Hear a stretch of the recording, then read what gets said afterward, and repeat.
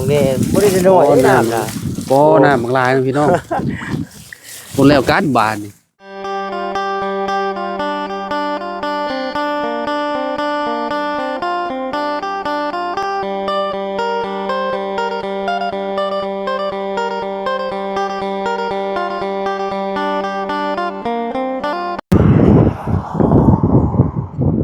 เอากราบสบายดีและสวัสดีเนาะพ่อแม่พี่น้อง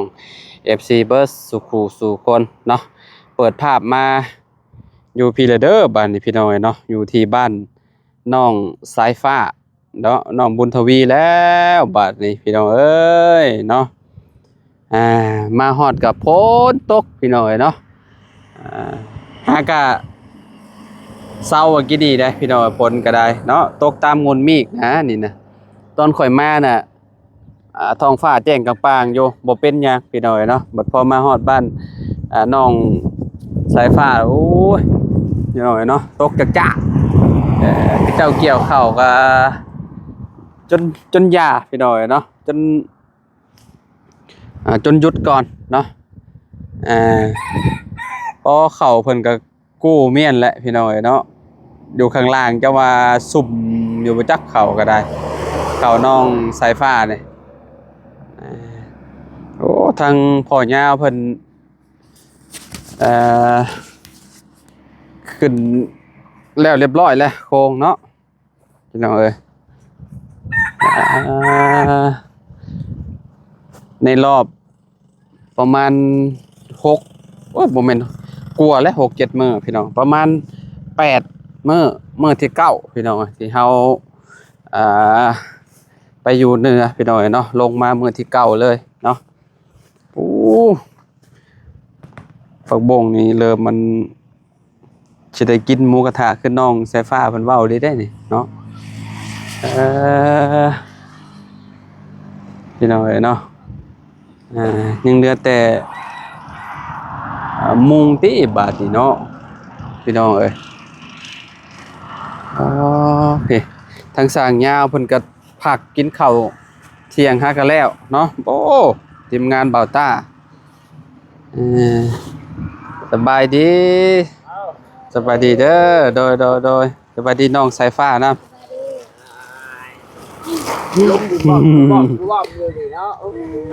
มาแต่เฮิงเลยแต่11 โมงซูซีกันซะเนาะแบบว่าค่อยมาแบบเห็นรถเบาแสนมันจอดอยู่นั่นนี่พี่น้องเนาะเพื่อนไปใช้แล้วเบาแสนไปลงคลิปมันจะเจ้าบ่ได้ไปลงบ่ลงอยู่บ่ของเจ้าบ่ได้เลยตัวซับยี่ห้อเดียวกันเหรอวะยี่ห้อเดียวกันแต่ว่าเนี่ยลงได้แต่ว่าเน็ตบ่แห้งบ่ของเราว่าเลยได้ลงบ่ได้เพิ่นไปลงนอกบ่ซะดิเบาแสนจังหวัดอันนี้ให้เราซื้อแล้วกินมากินอยู่นี่คักบ่จักชื่อข้าวซื้อหยังติมากินนี่คักพ่อยาวกินข้าวกับหยังไข่แล้วเรียบร้อยเนาะพักผ่อนก่อนจานกินข้าวแล้วบ่กินมาแล้วแต่อยู่พุ่นแหละอยู่เซโปนพุ่นแหละเราทางกินข้าวกินน้ำข้าวเช้าได้คือกันนั่นแล้วข้าวเช้ากินอยู่เซโปนข้าวเที่ยงยังเหลือยังพอบัดนี้โย่ถ้าจะติดปลมกับแม่มุ้งแหละโอ้ติดเป็นลมก็คือแบบมุ้งเลยบัดนี้เนาะแต่ว่าอันนี้เจ้าเห็นเจ้าท่าอยู่เจ้าท่าตอนเจ็บเช้านี่ครับแต่คืนนี่เห็นอยู่ตอนกลางคืนเจ้าท่ายังเก็บมันบ่ละเอียดมันได้เพราะว่าเฮายังบ่สิครับมันตอนเก็บบันคือว่าปานเลยได้อยู่มาทำนะยังบ่แห้งบ่ได้ยังติดมืออยู่ก็คือมันแห้งนี่ก็อันนั้นแล้วเนาะก็ขึ้นติดแล้วเนาะเพราะว่ามันลมนี่ร้อนลมอยู่มื้อนี้น่ะใครอยู่ว่ะหากฝนตกยาเมื่อกี้นี้เนาะลมฝนนี่แล้วโยได้เข้านอกบ่ได้สิออกงอกแหละอาจารย์นี่พื้นน่ะน้ำต่างหากอยู่โอ้จะน้อยย่างไปเบิ่งเนาะสายฟ้าเนาะมันตามแจมันนี่ตัวน้ำโหงบ่แม่นโหงเพิ่นบ่ได้สิปั่นสายฟ้าถามน้องบุญพี่ว่าหลังคาแล้วบ่หลังคาแล้วพุห้อยเข้านี่บ่เกิน 3-4 มื้อก็เบ่งยังออกงอกว่าเพราะว่าถ้ามันอบแล้วมันอันนั้นเนาะได้เข้าน่ะ เรียบร้อยแล้วได้ ยังขยะเนาะ แม่นออกงอกเต็มอยู่โอ้ยวานแล้วก็ดำหน้าต่อเลย ข้าวแห้งคักกับดีว่าสิได้กินข้าวดำข้าวงอกแล้วอ่ะ แล้วบ่เจ้า ยังคงนึงยังคงในเรือน ข่อยก็ยังเหลืออยู่ประมาณ 3-4 อันนี่แหละมันยังบ่แก่ปานใด ก็แรกอะถ้าว่าตัด2คนนี่ประมาณมื้อหนึงกับเช้าหนึงนะ ตัดเอาบ่ ตัดโอ้เกี่ยวนี่ เออ โอ้เป็นอาทิตย์2อาทิตย์จังสิได้เอาเด้อบ่ แม่นอยู่ โอ้ แม่นอยู่ มันก็โอ้ยพ่วงจุดได้กันพอแล้วกันถ้าว่าเป็นข้าวก็4-50พุ่นแหละมันก็พ่วงเติบไปได้เนาะ โอ้4-50 สอบมันก็บ่ได้แม่นน้อยๆได้เนาะสายฟ้าเนาะแต่ละปีเจ้าได้จักสอบบ่ครับ เศร้า ชาว โดยพี่เกิน โอ้20กระสอบพี่น้อยเนาะกับคะแนนกิน2คนก็น่าสิกุ้มอยู่เนาะสายฟ้าเนาะ โดย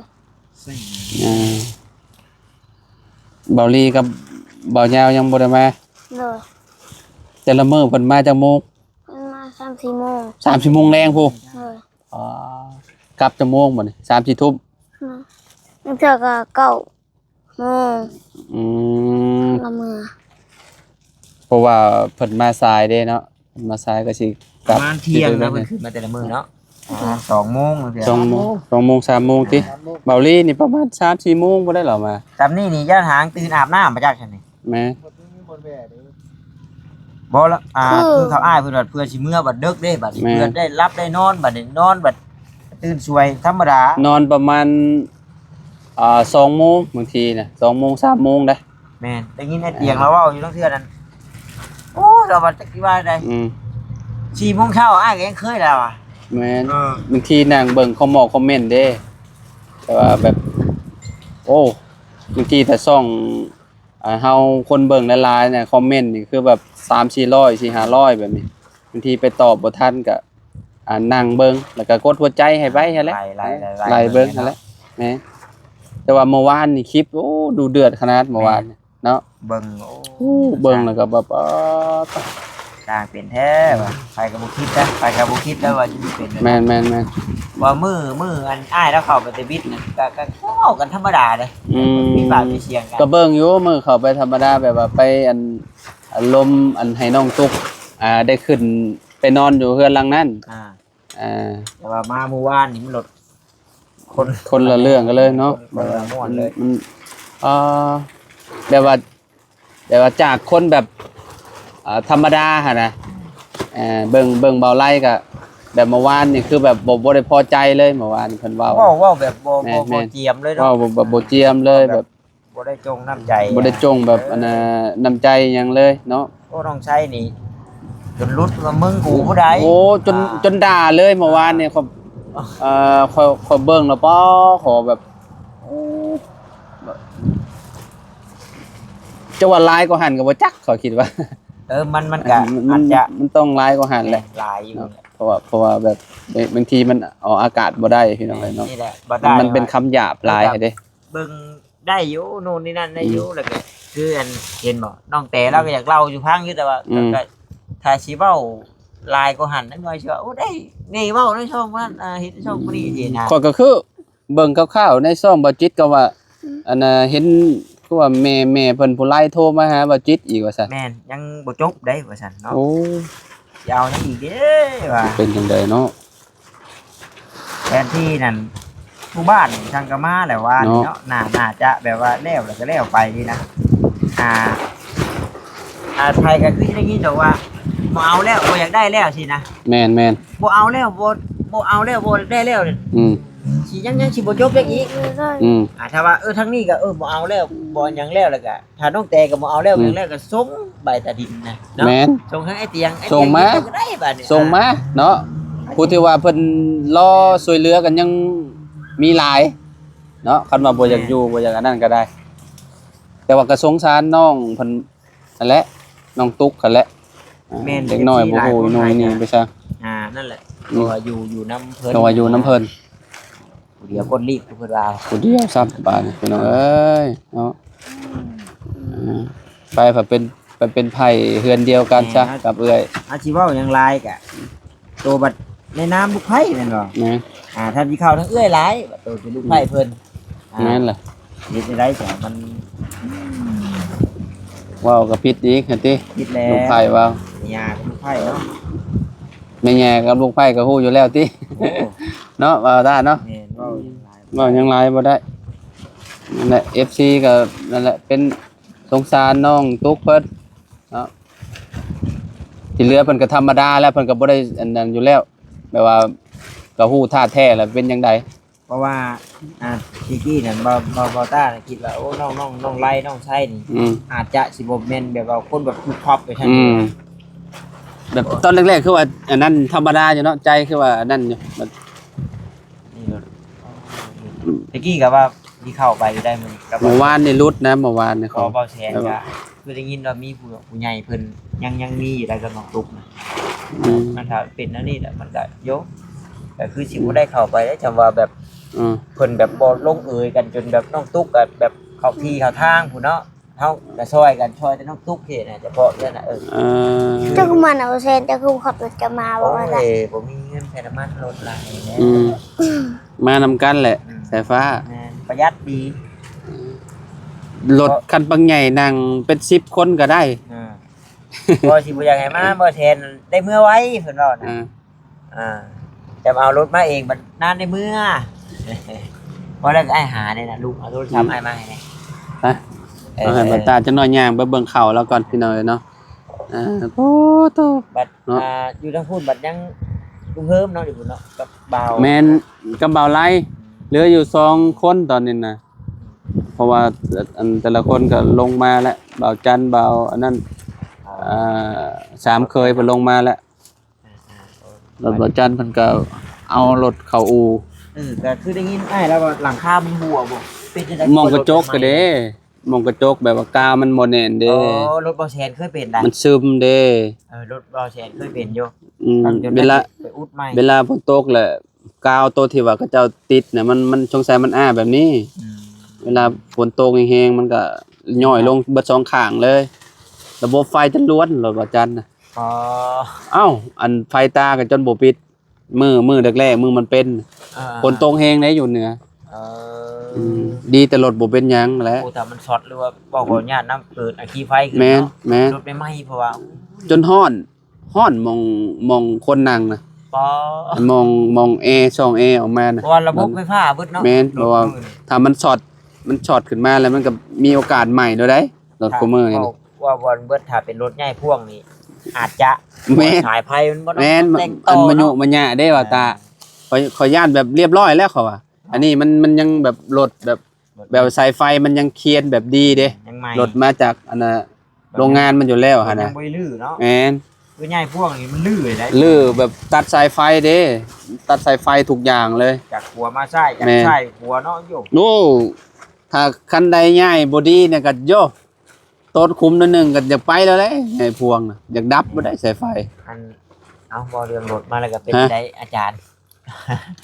เห็นบอยออกเอาไม้บ่ แม่น เก็บเงินจะเอาไม้บัดนี้ แม่นเก็บเงินสิเอาคันใหม่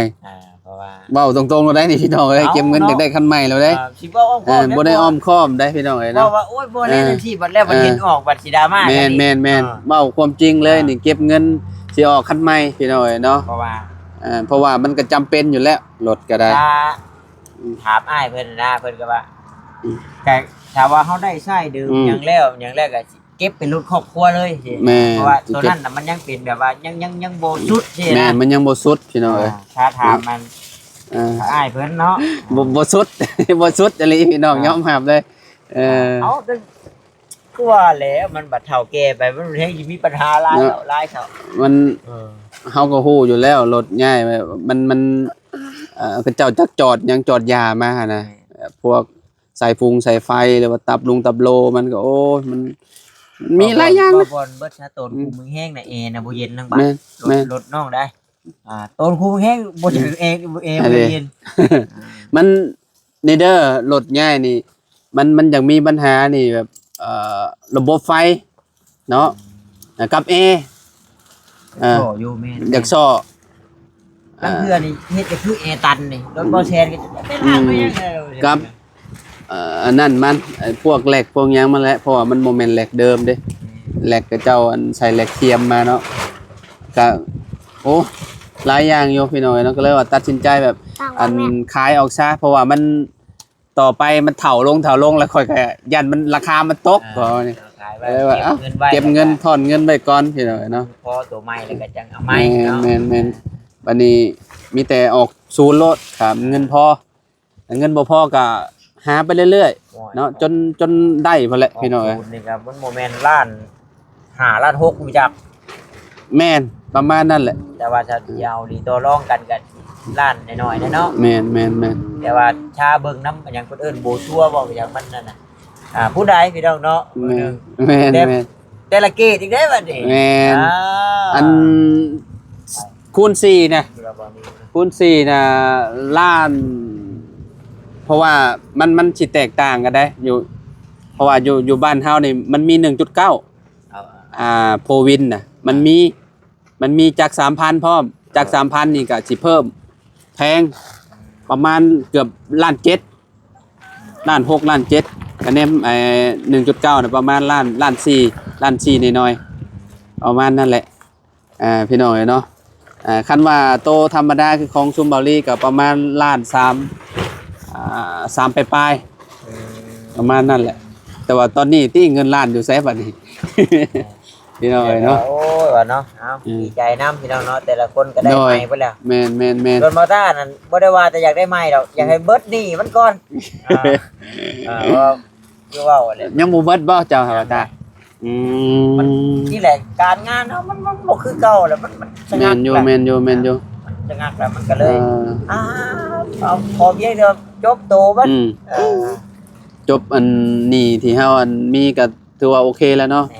ยังดีแต่ว่าบ่ได้เป็นหนี้ทั้งห้านเรือไปเนาะ เนาะ ไปแน่น เป็นหนี้พี่น้องแม่นบ่ เอาเงินเอ้ยชื่อบ่ได้เนาะ ข่อยก็ใครแต่บ่ได้เป็นหนี้เป็นชิ้นคนอื่นนั่นแหละก็เนาะพี่น้องเนาะก็สบายไปอีกแบบนึงเนาะเฮาก็สิบ่ได้คิดอิหยังหลายหั่นน่ะ โอ้ยวันนั้นนี่เนาะก็จักแล้วนะครับมีรถดังมีรถใหญ่ก็ชำนึงมีรถจักรก็ชำนึง แม่น ช่วงข่อยไปผู้เดียวหอบปุ้ยโอ้ยว้าวบ่จักค่าน้ำมึกน้ำมันบ่จักค่าหอกโอ้ยไปแต่ละเถื่อหลัก10นี่เอาบ่อยู่พี่น้องเอ้ย ก็เลยล้มกันว่าโอ้งานเนาะก็บ่ได้พอเลยขี่คนละคันบ่ได้เลยว่า ไปนำกันแหล้ว บ่ ดี ติ แล้ ด ว รถเด้อบ่แซนเด้อก็เลยไปแล้วบ่แซนบ่จิตช่วงนี้ เอาจังน้อยก็เอาแล้วขี่ไปดูเปลี่ยนลีนแล้วบัด แม่น เปลี่ยนลีนก็ถึงแรงไทยแล้วแต่ละรอบล้านกลัวกันไปแล้วติ ล้าน3ขึ้นไปบัดนี้บ่ได้มีแต่เปลี่ยนลีนเด้บัด แม่น เช็คนั่นเช็คนี่บาทถือไปแล้วนะ2 โอ้ ล้าน ขอไปแต่ละเถื่อก็เบิดล้านไปบางทีก็2ล้าน แม่น แบบว่าเฮาไปแบบคือฮู้แล้วหนทางเนาะมันต้นของต้นคุ้มช่วงหลอกช่วงล่างเฮาก็ต้องเช็คบางทีช่วงล่างมันลูกแม่มันบ่ดีก็พระเจ้าก็แนะนำให้ปรุงให้เปลี่ยนแบบนี้เฮาก็ต้องได้เปลี่ยนแหละ บัตรของยูซูนมันก็ แม่ ของมือถือ แม่น เนาะ อ๋อโตบาดนี้บ่ตกไม้แหละผลนี่ เออ แต่ฟ้า พวกเขา พวกเข่าหำ พวกเขา ไป ดึงได้ยางขึ้นเตาไป โอ้ยเดี๋ยวมาจะเว้ากัน เนาะ ไปจับซอยน้องเพิ่นก่อนบาต้าไปพี่น้องเอ้ยเนาะโอ้ยเห็นบ่พี่น้องขนาดแดดๆได้นี่ มันยังตกแบบนี้พี่น้องเอ้ยเนาะโอ้หน้าบ่แล้วทันทีใดมันออกมาประยุทธ์ได้ ไม่หยังบาดนี่อัดออกมาพยุทธ์โอ้นี่น่ะปาดคักเด้นี่ นี่ ปาดเห็ดเห็ดไม่อันนั้นเนาะโอ้ยเข่าอยู่พี่กระตกคุมมือบ่แต่ฟ้า ตก ลุงเรื่องแก โอ้ยโอ้ออกบ่อได้ ออกบ่อได้จะหน่อยมันอันนั้นได้นี่วะจะหน่อยมันออกงอกได้นี่ ได้ดำหน้าแกเนาะ แม่นนั่นแหละโอ้ยพี่น้องเอ้ยเนาะ เดี๋ยวเรื่องบ่ เปี เป็ ย น ก หยัง บ่แถวเทิงบ่เป็นหยังเนาะ เดี๋ยวลูกเลย ดึงแถวลูกโอ้คุมบ่คุมบ่ เดี๋ยวมันเช่าเลย ฮะเศร้าเลย แค่นี้ครับ อาจจะคุมบัดเช้าเลย มัดแต่ยังบนนั้นแล้วนั่นแหละจานได้อะ ยังอันนั้นอยู่เนาะ ฝนตกแดดแห้งกว่าพ่นผัดค่อยๆหนึง โอ้ เฮ็ดได้มันจะสิออก เข่าอันนั้นบ่ว่าตาอยู่ อันไหลเข้าไปหอดในบ่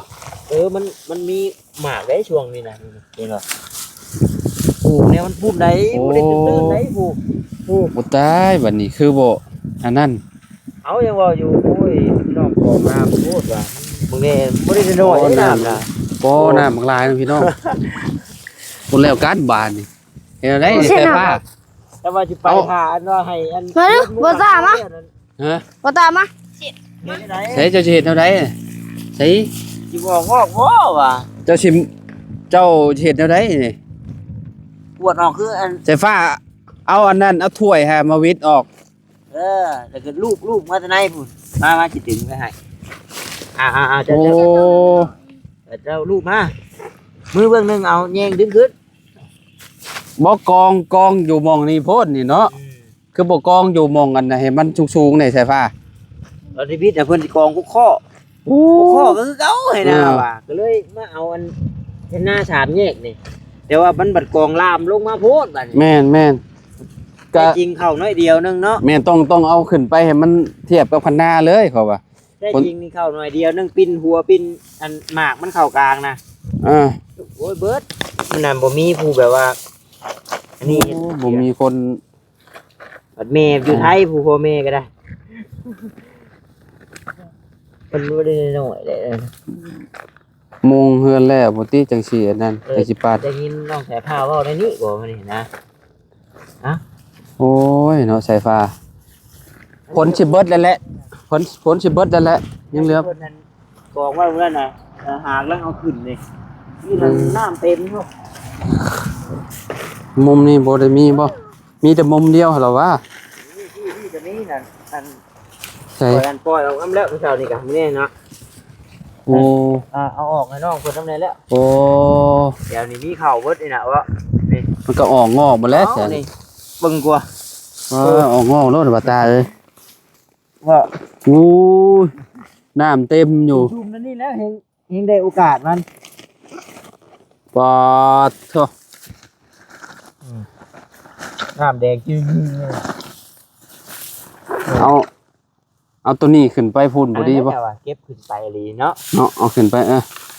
เก็บเป็นฐานนั่นนี่อายเว้านี่ ขึ้นไปเอาขึ้นไปอันผู้อ๋อ นี่เก็บอวยนั่นนี่เอาแบบนี้บัดนี้ เอาจังหวะนี่ พี่โต มันสิออกงอกแล้วนี่สิออกงอกย้อนเด้อนี่เนาะ โอ้ย ผู้ ครับยังไว้เขา โอ้ยสิออกงอกแล้วนี่บ่โอ้ เอาอันนี้เอาไว้เนาะ เอาไว้นอกตัวนี้น่ะตากเมียนก่อน โหดเลย ก่อนวางคลิปอันนี้เช้าแหละ ให้เอาเป่งออกปอดโถมันตกใส่มือได้นี่น่ะ มือโตบ่แต่จะมามือแห้งๆเลย แต่ก็มันตกคู่มือเด้วานนี่ก็ตกได้ เออมันตกสะสมเนาะมันตกเล็กๆน้อยๆเนาะ จะมาหอดโตบ่นิ้วมาของเจ้าเลยเด้ เบิดแล้วว่ามุมเดียวนี่แล้วว่า เดี๋ยวเอาขึ้นก่อนเอาฮือขึ้นไอ้โตเข้า มียังบ่นี่อีกอันได้ต่างหากที่นั่นนี่ โอ้ง่ายขึ้นรถไฟฟ้าโพง่ายขึ้นไปเทิงโพแล้วมันออกงอกเบิดนี่นะ นี่ไอ้เว้ากองเงินเดือนที่นั่น กองเรียนๆกันแล้วก็อันนั้น ว่าเข้าเจ้ามันเบิดแล้ว เข้าเบิดแหละเท่านี้แล้วว่าเข้าเจ้าหาแล้วก็มองหันแล้วว่ะ บัดมัดมาก ที่ว่ายังบ่ได้ มากก็ฮุบขึ้นเลย นี่สิกองยายไปเลยเนาะ เอาแล้วเด็กน้อย โอ้ยพี่น้องได้ซำนี้ก็ถือว่าเก่งเลยติ เก็บแลนมากกับทีมแลนมากกับทีมน่ะ โอ้ใครแน่ซะดีแต่มีทีมงานเข้ามาเนาะ ยังพอได้ซอย แล้วทำนี่กันแต่ว่าเขาอ้ายเพิ่นบ่มาเนี่ยเห็นกระเต้ เก่งแล้วติเปียกเบิดแล้วเนาะ ได้เขาบ่ยาวแล้วเขาบ่รีละมัดละมือนี่ โอ้พี่น้องเอ้ยวิทย์แล้วบาดนี้ว่าตะ เขาเรียกคึกล่ะขนาดผู้ใหญ่เอาเฮ็ดผู้บ่เพี้ยนก็ยัง โอ้บ่ได้เว้า ผู้บ่สร้างเฮ็ดหน้าลีนี่โอ้ยนี่ไหนก็ได้ ปาไปเลยติ เล่นบ่พอนี่จังงั้นดอกว่ะ นี่เฮ้ยยังกันนะ เขียดพบบ่คือเขียด ใช่ ปูเขาไปยางกูปิ้งมันได้แค่นี้ โอ้เขียดได้กินนี่เนาะเฮ้ยใส่ฟ้าเฮ้ยน้ำมีใส่ฟ้านี่อะไรนั่นเฮ้ยได้บ่บุทานมันบ่โอ้เขียดนายามนี่ว่ามันขักปัญญังได้นี่นะโอ้ได้เมียงมันเสยป่ะนี่ ลงเจอมันเลยได้ โอ้แซ่บได้ยามนี่บ่ตาเลยคือแบบนี้นะเอาขึ้นไว้แบบนี้แหละเท่เลย เด้ มาแล้ว กินบ่อันนี้เจ้ากินดิบบ่ บอกกินสุก ปจีเนาะ เด้ แซ่บๆเนาะเอาเลยได้นี่ โอเคมันแดดมาแล้วพี่น้องเนาะพากันเอานี่ออกให้น้องไซฟ้าเพิ่นเอาน้ำเบาต้าเพิ่นวิทน้ำออกให้เพิ่นเนาะ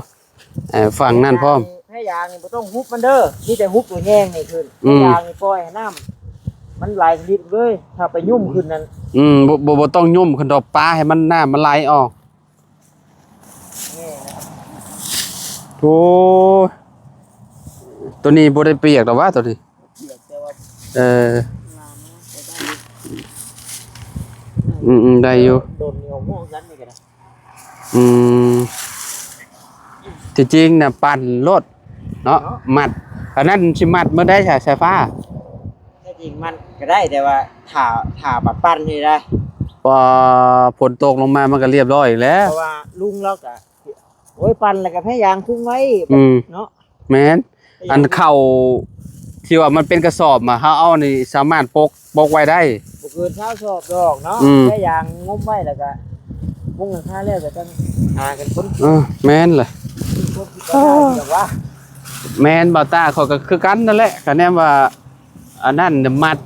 ดแล้วก็มาโฮมกันแล้วก็ให้เพิ่นปั้นแล้วก็อันนั้น เปียกไปเปียกมาผู้ปั้นก็ยากอีก แม่นมันสิแค่นึกกระถึกอีกนี่เครื่องกับเจ้าก็ได้นี่แหละมันเฮาบ่ได้ไว้ใจพ้นได้เด้แบบว่าเพิ่นอยากตกยามใดเพิ่นก็ตกนั่นน่ะจักสิว่าได้เด็กน้อยพี่น้อยนะเอาไปซะพี่น้องเนาะอยู่ดีมีเฮงบ่ทุกคนเนาะมื้อนี้เนาะพามาอัปเดตเนาะเฮือนชานน้องสายฟ้าน้องบุตรวีเพิ่นพี่น้องทางสร้างยาวเพิ่นก็เนาะถ้าแป้นลมมันยังบ่แห้งว่าซั่นเนาะถ้ามันแห้งแล้วเพิ่นก็สิติดแป้นลมแล้วก็มีแต่มุงอย่างเดียวบาดนี้เนาะเอาไว้พอกันใหม่เนาะสบายดีพี่น้องสบายดีประสุขทุกคนเด้อพี่น้องเด้อเนาะ